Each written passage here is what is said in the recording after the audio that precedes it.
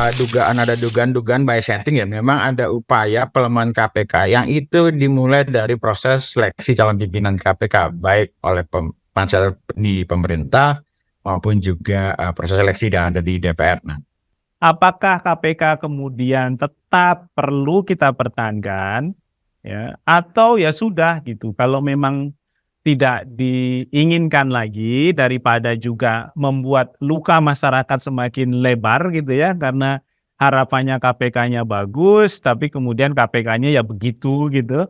Sudah bubar kan sebenarnya. Jadi sudah bukan Komisi Pemberantasan Korupsi lagi, dia itu adalah Komisi Pencegahan Korupsi. Dulunya dia macan, sekarang dia adalah kucing garong.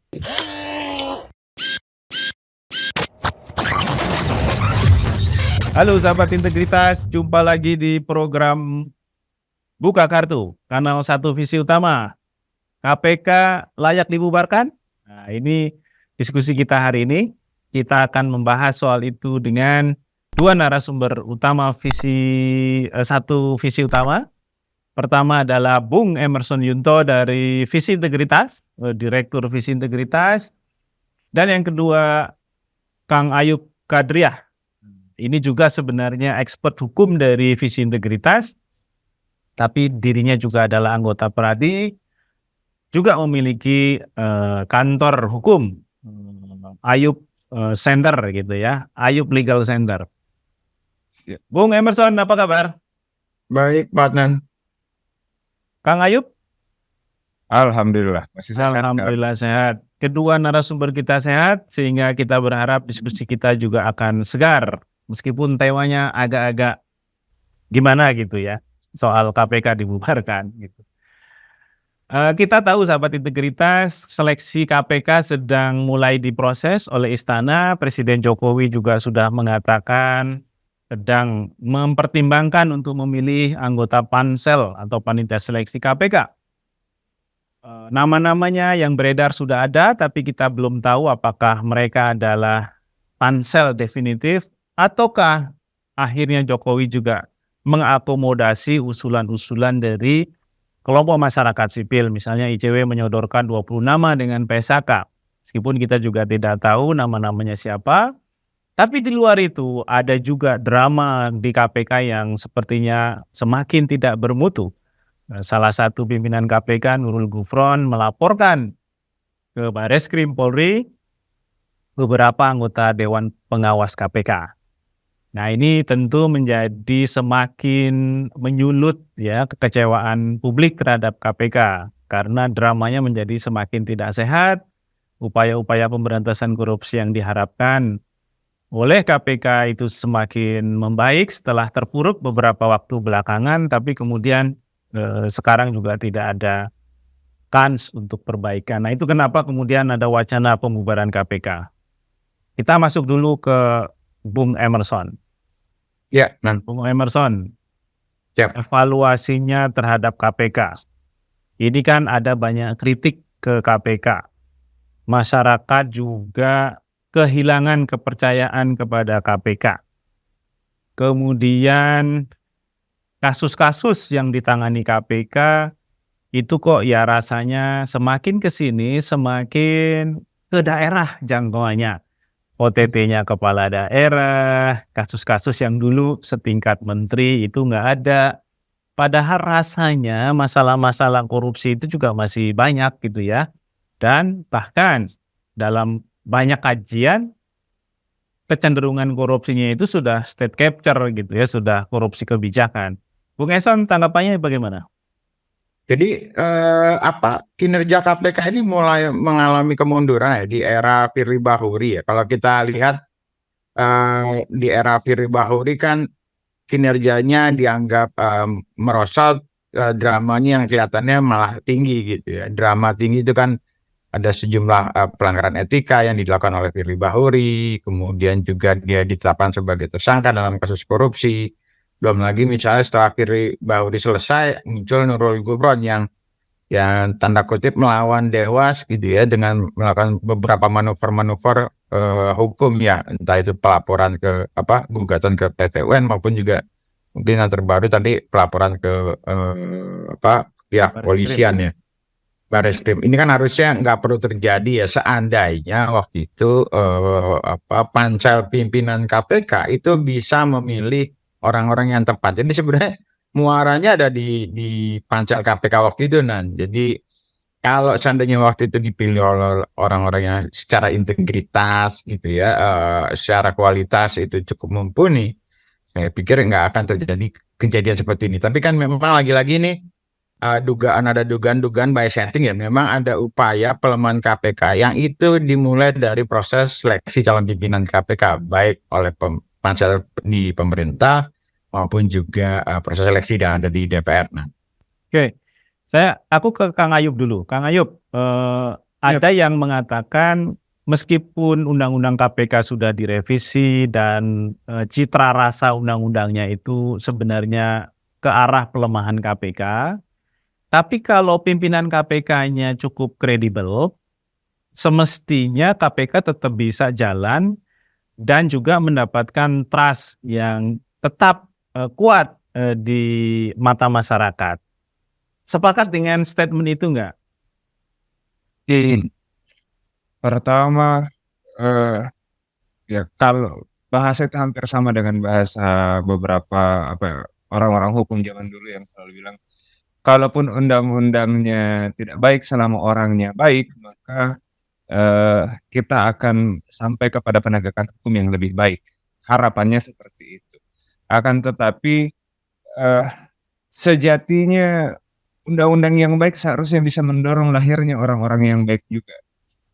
Dan ini yang terbukti sekarang. Undang-undang yang tidak baik itu kemudian menjadikan proses penegakan hukum utamanya dalam ruang penanggulangan tindak pidana korupsi utamanya dalam KPK malah melahirkan orang-orang yang quote unquote sulit untuk dikatakan baik tingkah lakunya. Walaupun memang telah mengumpulkan beberapa orang-orang baik, tapi dalam kekuasaan yang terbatas seperti di Dewas. Ya. Di Dewas ya kan ada nama-nama besar seperti Albertina siapa yang tidak percaya beliau. Tapi orang-orang baik ini, ya.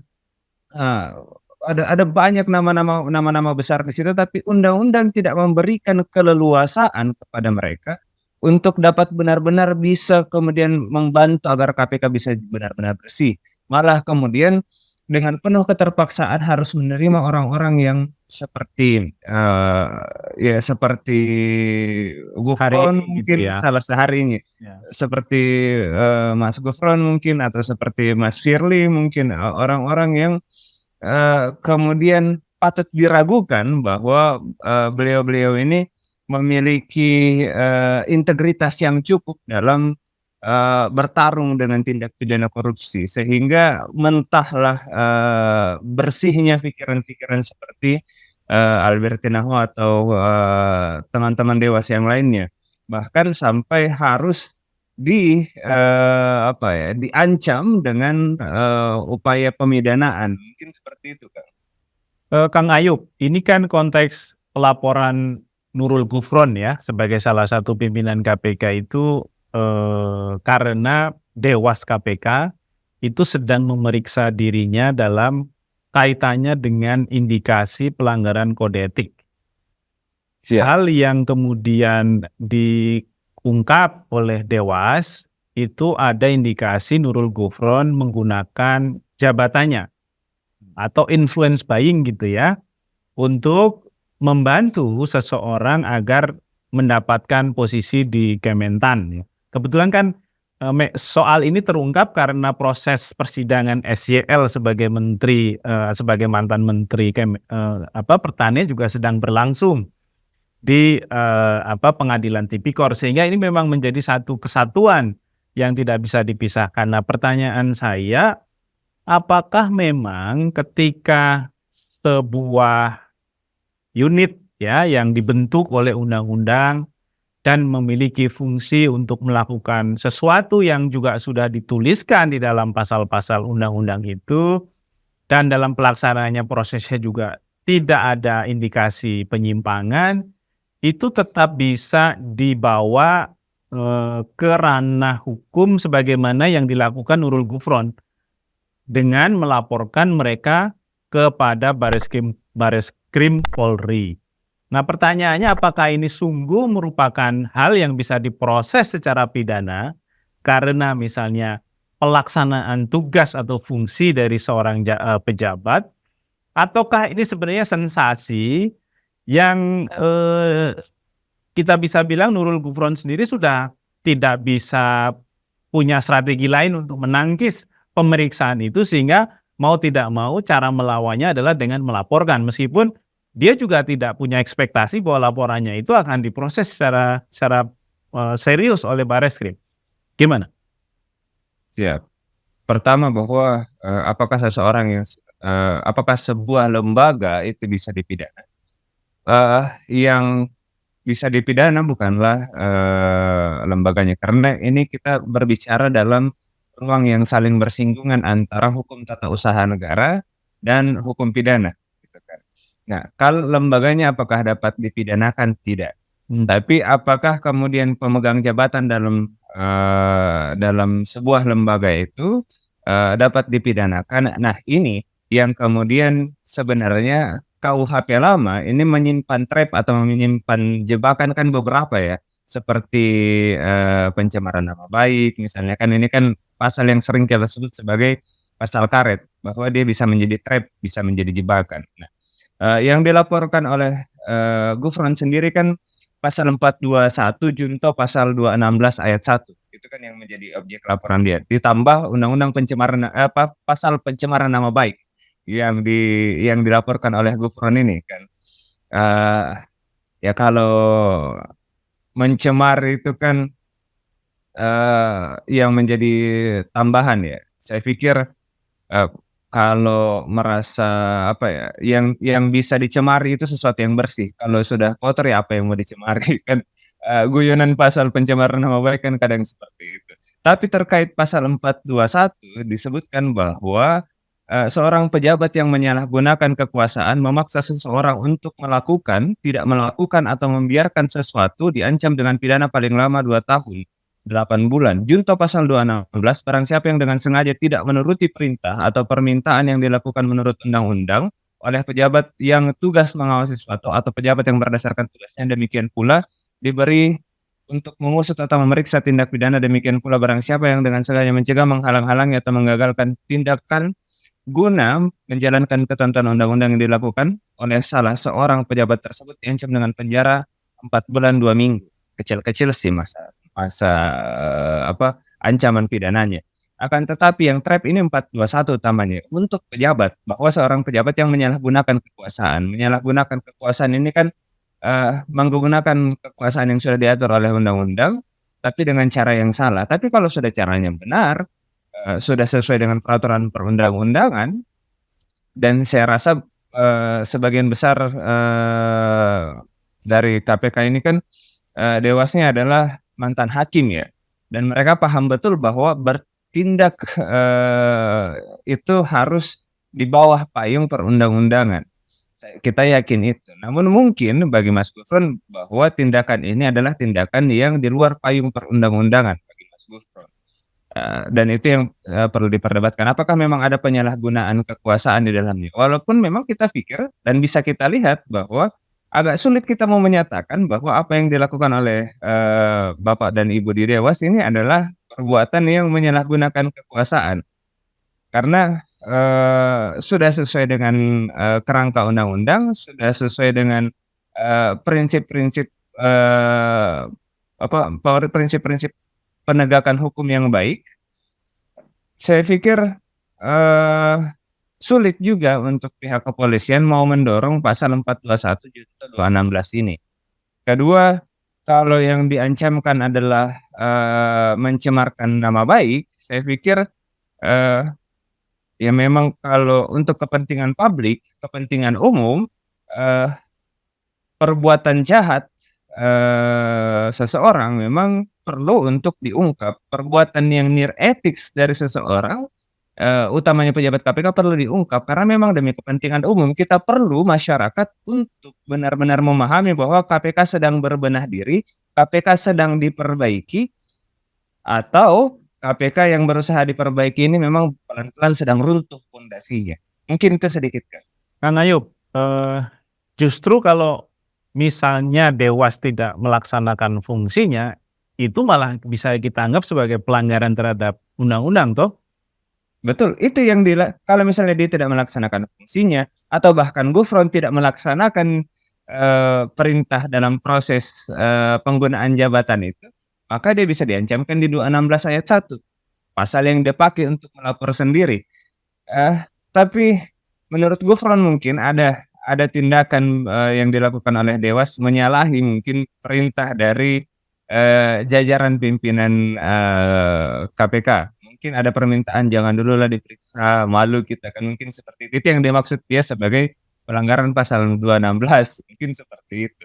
Tapi yang pasti bahwa, pasal 421 ini adalah jebakan Batman untuk para pejabat bahwa kalimat menyalahgunakan, kekuasaan itu bukan dalam konteks menyalahgunakan jabatan, tapi menyalahgunakan kuasa yang diamanahkan oleh undang-undang kepadanya.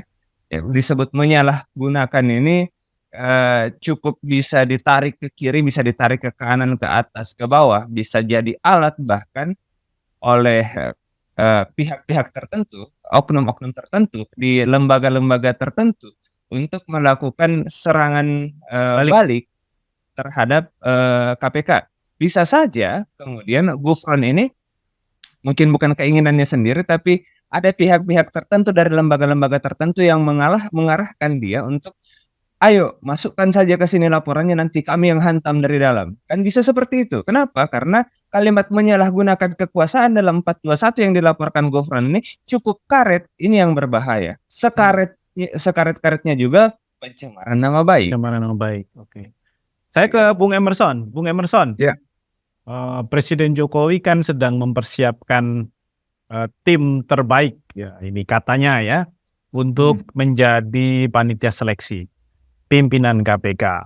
Tadi diskusi dengan Bung Ayub disebutkan ya semestinya undang-undangnya baik, melahirkan orang-orang yang baik, meskipun undang-undang yang tidak baik juga tetap bisa berjalan fungsi lembaganya kalau orang-orang yang ada di dalamnya adalah orang-orang baik. Nah, apakah ya karena Presiden Jokowi ini kembali mengatakan ya akan memilih pansel yang terbaik, akan menempatkan orang-orang yang punya latar belakang yang dibutuhkan oleh KPK ke depan, akan mempertimbangkan masukan dari berbagai kelompok gitu ya. Kita masih percaya nggak sih dengan diksi-diksi itu, Bung Emerson? Apalagi ini adalah periode terakhir Jokowi sebagai presiden. Dalam kalkulasi politik tentu Presiden Jokowi punya kepentingan agar KPK tidak melukai dirinya di kemudian hari. Sekarang ini mungkin proteksinya menjadi sangat kuat karena Presiden Jokowi adalah presiden. Tapi bagaimana setelah itu?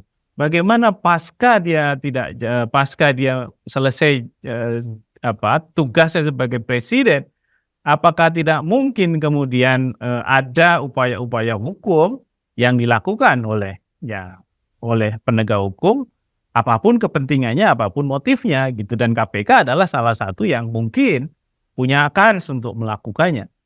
Nah, di dalam konteks itu apakah kita masih percaya bahwa Presiden Jokowi akan memilih pansel KPK yang terbaik tadi, atau lagi-lagi ya ini adalah kalkulasi politik saja, dan sehingga ya pansel nanti akan seperti pansel-pansel kemarin ya, yang bekerja dan justru melahirkan orang-orang bermasalah seperti Firly Bahuri, kemudian sebelumnya juga ada pimpinan KPK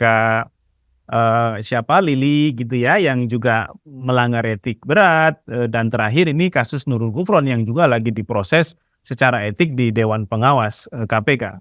Pandangannya Bung Emerson? Ya, kalau Jokowi bilang yang terbaik, pertanyaannya terbaik buat Jokowi apa terbaik buat negeri ini gitu ya. Jadi kan tadi ada isu soal pengamanan gitu kalau setelah tidak lagi menjabat, kan potensi-potensi pejabat diproses secara hukum tuh biasanya tinggi ya. Nah, ini yang kemudian bagi beberapa pimpinan itu kan memastikan bahwa pilihannya adalah pilihan yang aman buat dirinya. atau buat kroni atau buat keluarganya gitu ya. Nah, plus lagi juga sekarang kan mulai rame di media sosial apa yang dikatakan Jokowi seringkali itu bertolak belakang dengan apa namanya kenyataan gitu ya. Kalaupun dia pilihan terbaik, kelihatannya nanti yang akan keluar adalah pilihan yang terburuk. Belum lagi misalnya kita kan sudah sering kali tuh apa ya merasa apa ya Kena prank. kan apa jadi korban gitu ya PHP dari Pak Jokowi yang dia katakan punya komitmen kuat memberantas korupsi tapi juga akhirnya mendukung upaya pelemahan KPK lewat revisi undang-undang KPK, kemudian semangat memberantas korupsi nggak bisa ditunjukkan karena selama dia jadi presiden pun itu misalnya RUU perampasan aset juga belum pernah dibahas ya baik di pemerintah maupun juga di DPR. Nah, ini yang kemudian memicu banyak kekhawatiran, jangan-jangan pilihan-pilihan, apa atau nama-nama anggota pansel yang saat ini muncul di apa, ruang-ruang gelap gitu ya, itu sebenarnya bukan pilihan-pilihan ideal. Makanya wajar saja misalnya kalau ICW atau PSAK misalnya menyodorkan 20 nama, karena kalau tidak ada masalah soal pansel, pastinya masyarakat tidak akan bergerak tuh, Pak Adnan ya. Jadi Ya. itu yang kemudian dikhawatirkan. Yang pertama soal pilihan pansel, kemudian yang kedua itu juga apakah pansel yang akan dipilih ini tidak akan mengulangi kesalahan sebelumnya ketika misalnya pansel waktu itu mungkin ketuanya Bu Yanti Ganarsi ya, ada Bu Arkistuti juga di sana, itu ternyata memilih orang yang apa, yang justru punya cacat secara integritas ya. Belum lagi misalnya, soal apa, manuver-manuver yang dilakukan setelah terpilih kan itu juga perlu jadi, bahan evaluasi. Ya. Saya nggak terlalu yakin, dengan perkataan Jokowi atau komitmen Jokowi untuk pemberantasan korupsi saat ini. Jadi tinggal memang apa ya, dari satu sisi tinggal berharap-harap cemas atau berdoa sebanyak-banyaknya Pak Tan, soal ke depan KPK ini. Jadi, ini sulit, apa ya, eee, pilihan-pilihan yang sulit gitu ya. Apakah kita bersikap apatis atau tetap misalnya mengawal, proses proses, apa, Seleksi ini. seleksi pimpinan KPK ini. Bahkan di 10 nama yang beredar di media ya, katakanlah ya, itu kan cuma segelintir saja yang kita kenal ya. Kita tidak mengenal yang lain-lain. Ada nama Rizky yang kita tahu itu dari Transparansi Internasional, meskipun sudah lama juga nggak aktif di Transparansi Internasional. Beberapa yang lain yang di luar itu ya tentu di kalangan atau di kelompok masyarakat sipil anti korupsi adalah mereka-mereka yang tidak cukup dekat ya atau populer gitu ya dalam isu-isu anti korupsi. Nah, kalau itu yang akhirnya terpilih, ya kita kemudian semakin punya keyakinan gitu ya bahwa memang apa yang dikatakan Presiden Jokowi akan banyak hal itu seringkali berseberangan realitasnya ya dengan apa yang dia sampaikan. Ya terakhir soal Bobi ya yang ditimang-timang untuk menjadi kader Gerindra seperti akan maju juga sebagai calon gubernur Sumatera Utara, kan statementnya juga terakhir sama tuh dengan ketika Gibran digadang-gadang maju sebagai cawapres. Sebagai orang tua kita cuma bisa mendoakan gitu ya. Nah ini hal-hal yang sering kali sebutkan, sering kali disampaikan, dan sepertinya di jagat sosial media juga masyarakat sudah semakin mengerti ya langgam atau langgamnya Presiden Jokowi dalam mengambil keputusan. Nah, dengan background seperti itu, pertanyaan terakhir bagi Kang Ayub dan Bung Emerson, apakah KPK kemudian tetap perlu kita pertahankan? Ya, atau ya sudah gitu, kalau memang tidak diinginkan lagi daripada juga membuat luka masyarakat semakin lebar gitu ya, karena harapannya KPK-nya bagus tapi kemudian KPK-nya ya begitu gitu. Sementara tetangganya gitu ya, kejaksaan itu kan juga mulai menangani kasus-kasus gede gitu ya, yang kerugian negaranya itu ratusan miliar bahkan triliunan gitu. Apakah memang ada pendulum yang mulai bergeser yang mungkin kita juga bisa respon gitu ya bahwa ya KPK kayaknya sih memang sudah harus ditutup warungnya gitu. Kita perlu mengganti lagi dengan format yang berbeda, yang mungkin kita juga nggak tahu effortnya akan seperti apa. Bung Emerson dulu, baru nanti Bung Ayub menanggapi, silakan. Ya, secara ideal sih memang negara ini butuh KPK ya, karena korupsi ada di mana-mana, itu tidak juga semua bisa diselesaikan oleh institusi penegak hukum seperti kejaksaan, kepolisian. Makanya bagi kami sebenarnya di masyarakat sipil butuh sebenarnya komisi pemberantasan korupsi. Tapi memang realitanya kalau diisi oleh orang-orang yang secara integritas bermasalah, secara kualitas bermasalah, atau memang punya kepentingan politik tertentu untuk mengamankan tertentu, saya kira ini justru melukai banyak harapan orang ya.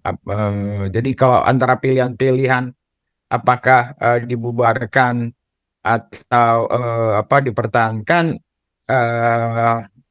mungkin jalan tengahnya dibekukan kali ya Pak.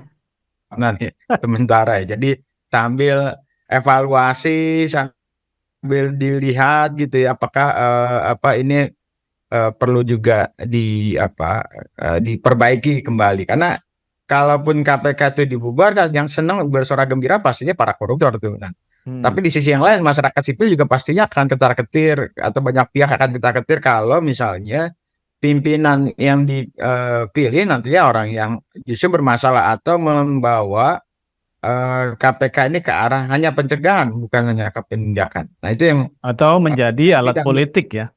betul. Saya sendiri tidak dalam posisi yang cukup nyaman ketika ingin bilang sebaiknya dibubarkan. Walaupun memang mulai muncul wacana-wacana baiknya dibubarkan, kemudian bikin format yang baru.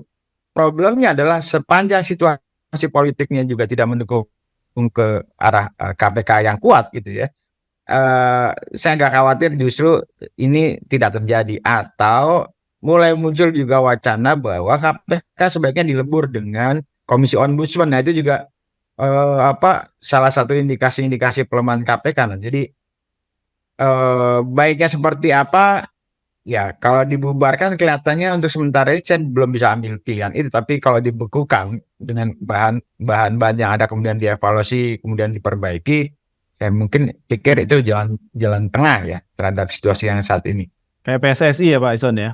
Betul, kan ada jeda 2 tahun nggak berkompetisi, berapa tahun berkompetisi, kemudian ada perbaikan-perbaikan begitu ya. Jadi bisa aja mungkin masyarakat nge-ban ya, di-ban keberadaan KPK ini gitu ya.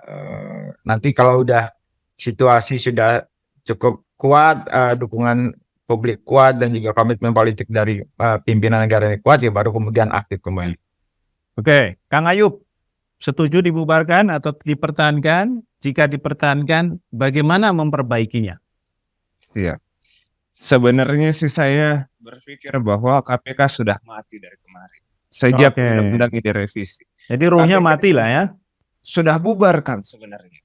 Jadi sudah bukan Komisi Pemberantasan Korupsi lagi, dia itu adalah Komisi Pencegahan Korupsi. Dulunya dia macan, sekarang dia adalah kucing garong. Sudah berubah. Kucing manis mungkin ya, bukan kucing garong, kucing manis. Ya, kucing rumahan yang hanya. Kucing rumahan. Kalau kita lihat kucing rumahan kan tinggal makan Whiskas, dia sudah tidak bisa kejar tikus, dia sudah tidak bisa mengejar ular dalam rumah, sudah tidak mau dia. Dia maunya dikasih Whiskas, makan, duduk diam tenang gitu. Dan gemuk. Goler-goler di ruangan tamu. Kan itu begitu kucing rumahan sekarang. Dia dulunya adalah kucing liar yang mengejar ular, ditangkap tikus, habis dibasmi dia di komplek. Tapi ketika dia sudah masuk rumahnya yang baru, dalam undang-undang yang baru ini berubah dia. Sekarang sudah saatnya kemudian kita berpikir untuk melepas liarkan kembali kucing ini, untuk menghidupkan kembali marwahnya. Apakah dia yang sudah mati ini bisa kita hidupkan kembali? Mudah-mudahan bisa. Tapi undang-undang ini harus benar-benar kembali difikirkan untuk bisa direvisi lagi. Kita harus berpikir untuk mengembalikan orang-orang bersih untuk bisa duduk di dalam kursi-kursi KPK, untuk bisa kembali mengejar tikus-tikus liar dan ular-ular liar yang ada di luaran sana. Seperti dulu kita berharap KPK yang walaupun dia cicak tapi dia bisa terkam buaya-buaya yang menakutkan di luar sana. Kita berharap bahwa KPK bisa kembali seperti itu. bisa menghidupkan kembali KPK yang benar-benar Komisi Pemberantasan Korupsi, bukan Komisi, Pencegahan Korupsi, bahkan sekarang bahkan lebih parahnya lagi terlihat sejak di zaman Firly, Komisi Cawe-Cawe Korupsi. Bagaimana mungkin ketua KPK tertangkap korupsi? Astagfirullah, itu apa ya, Komisi terima komisi. komisi terima komisi itu sudah mati benar-benar KPK ini sejak kemarin. Makanya yang perlu kita lakukan sekarang, masyarakat perlu bergerak bersama menghidupkan kembali KPK, melepas liarkan kembali KPK, mengajarkan kembali KPK untuk bagaimana cara berburu, bukan terus-terusan dikasih makan Whiskas, bukan terus-terusan dikasih makan makanan instan seperti yang terjadi sekarang. Ya. Kita yakin masih Ikan ada asin lebih juga kayaknya nggak doyan ya. udah nggak mau dia. Tulang ikan dikasih dia udah nggak mau. Tapi jiwanya masih ada, jiwa-jiwa yang ingin berontak di dalam, masih ada seperti Ibu Albertina Ho, masih ada dewas-dewas KPK yang masih mau berdiri dalam, masih punya harapan. Apinya lah pendar ingin bertarung, ingin mengejar di luar itu masih ada di dalam. Sebelum api ini padam, masyarakat harus bersama-sama, masyarakat akademisi, masyarakat sosial, masyarakat anti korupsi harus benar-benar bergerak bersama, hidupkan kembali. Kasihan, kenapa? Karena beberapa kucing-kucing yang lain sekarang sedang melakukan pengejaran-pengejaran, tapi ya namanya kucing rumahan sekarang yang sedang liar, sedang mengejar-ngejar 470 triliun, sedang mengejar-ngejar berusaha mengejar tikus-tikus besar. Kucing-kucing gempal ini kita harapkan untuk mengejar tikus-tikus yang besar agak sulit deh. Sementara kucing yang dulunya gagah berdiri di luar sekarang sedang ada dalam rumah, tidak bisa ngapa-ngapain, sedang goler-goler dengan masalahnya sendiri. Kita berharap dia bisa lepas liar kembali. Mungkin itu kan. Oke, terima kasih Bung Emerson, Kang Ayub, Ya. insight-nya. Sahabat Integritas, silahkan berikan komentar, KPK layak dibubarkan apa enggak? Kalau enggak, apa alasannya? Kalau bubar, apa juga alasannya? Kita tunggu, jangan lupa subscribe channel Satu Visi Utama, share, like, komen. Ya, kita ketemu lagi di lain waktu, lain topik. Semoga semua tetap sehat, ya, karena bangsa Indonesia membutuhkan orang-orang sehat untuk terus membangun negeri ini. Salam integritas, sampai jumpa.